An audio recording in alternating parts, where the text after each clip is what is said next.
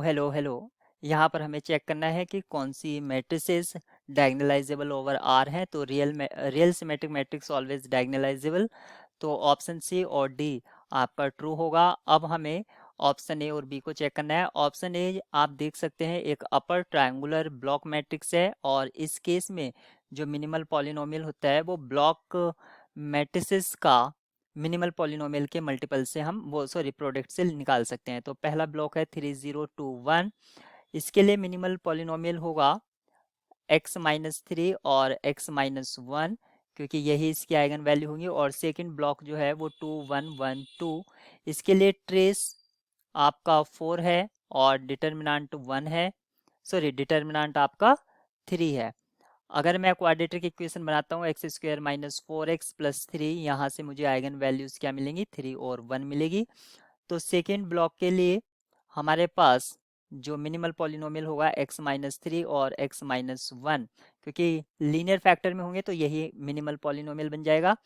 अब हमें ये पता चल गया है कि गिवन मैट्रिक्स के लिए जो करेक्टरिस्टिक सॉरी जो मिनिमल पॉलिनोमियल है वो क्या है, x-3² और x-1²।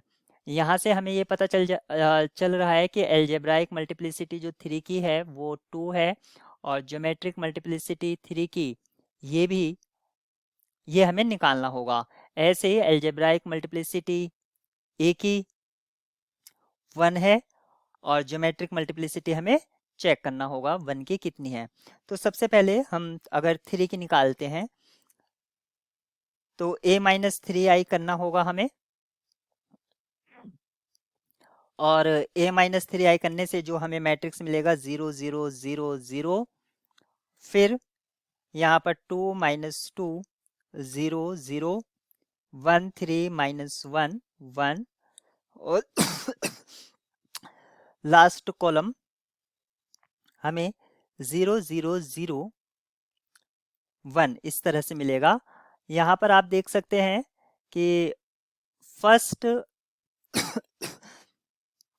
एक कॉलम इसमें 0 है, एक कॉलम 0 होने की वजह से इसकी रैंक 3 हो जाती है, और नलिटी इसकी क्या हो जाएगी, 1। नलिटी 1 हो जाएगी।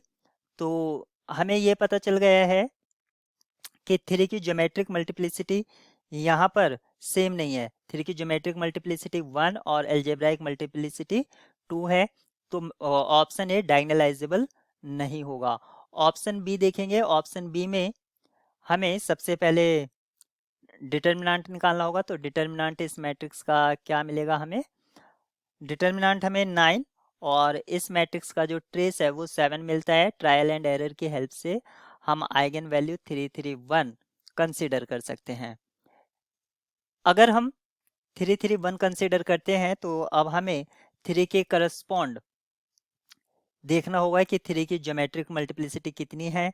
इसके लिए हमें चेक करना होगा नलिटी a-3i, और इसके लिए सबसे पहले मुझे a-3i मैट्रिक्स को लिखना होगा, जो कि 2 - 1 2 -1 2 2 और 0 0 3 ये मैट्रिक्स आएगा।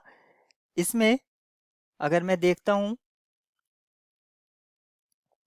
सॉरी ये तो मैट्रिक्स दे रखा था, और जब a-3i मैं निकालूंगा -3i करूंगा तो मुझे क्या मिलेगा, मुझे मिलेगा -1 -1 0 -1 -1 0 और 2 2 0। फर्स्ट और सेकंड रो आप सेम देख रहे हैं, तो एक रो को डिलीट कर सकते हैं। सॉरी थर्ड भी सेम है, प्रोपोर्शनल में है, आप देखिए।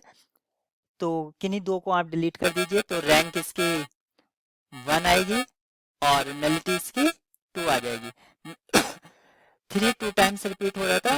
अब यहाँ पर एल्जेब्राइक और ज्योमेट्रिक मल्टीप्लिसिटी सेम है 3 की, तो ऑप्शन बी भी आपका डायगोनलाइजेबल होगा। तो गिवन प्रॉब्लम के लिए बी सी और डी ये राइट की होगी।